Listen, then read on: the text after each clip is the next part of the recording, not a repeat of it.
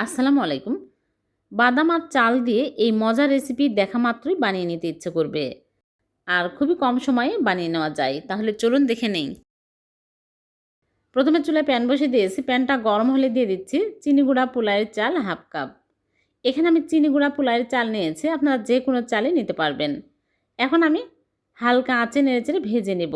খেয়াল রাখতে হবে পুড়িয়ে যেন লাল হয়ে না যায়। কিছুক্ষণ ভেজে নেওয়ার পরে এর মধ্যে বাদাম দিয়ে দিচ্ছি। চীনাবাদাম 1/2 কাপ দিয়ে আমি হালকা আঁচে কিছুক্ষণ নেড়েচেড়ে নেব। মুচমুচে করে ভেজে নিতে হবে। দেখুন কালারটা চেঞ্জ হয়ে আসছে আর মুচমুচে হয়ে গেছে। এইরকম হলেই চুলা থেকে নামিয়ে নিতে হবে। চুলা থেকে নামিয়ে একটা প্লেটে ঢেলে নিয়েছি আর ঠান্ডা হয়ে গেছে। এখন আমি এগুলো ব্লেন্ডারে নিয়ে নিব। আপনারা চাইলে এই স্কিনগুলো তুলে নিতে পারেন। এগুলো না তুললেও হবে। আমি এইগুলো স্কিনগুলো সহই একটা ব্লেন্ডার জাগে নিয়ে নিচ্ছি। একদম মিহি করে গুঁড়া করে নিব। আপনারা চাইলে পাটাতেও গুঁড়া করে নিতে পারেন। এইরকম করে গুঁড়া করে নিয়েছি। একটু সুজির মতো দানা দানা থাকবে, তাতে কোনো সমস্যা নেই।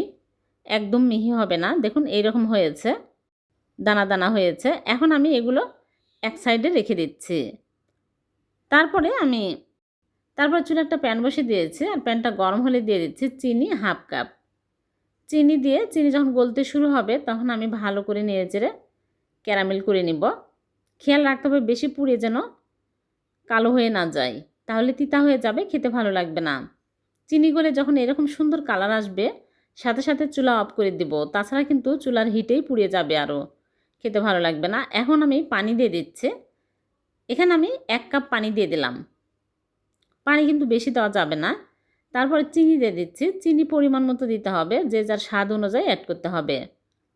এখন আমি চালের গুঁড়া দিয়ে দিচ্ছি। চালের গুঁড়া দিয়ে আমি ভালো করে নেড়েচেড়ে নেব। এখানে আমি সামান্য লবণ আর নারিকেলের গুঁড়া 2 টেবিল চামচ দিয়েছি। স্কিপ হয়ে গেছে, ক্যামেরা অফ হয়ে গেছিলো, এজন্য স্কিপ হয়ে গেছে। আরও আমি চিনি পরিমাণ মতো দিয়ে দিলাম। আমি আমার টেস্ট অনুযায়ী দিয়ে নিলাম, আপনারা আপনাদের স্বাদ অনুযায়ী দিয়ে নেবেন।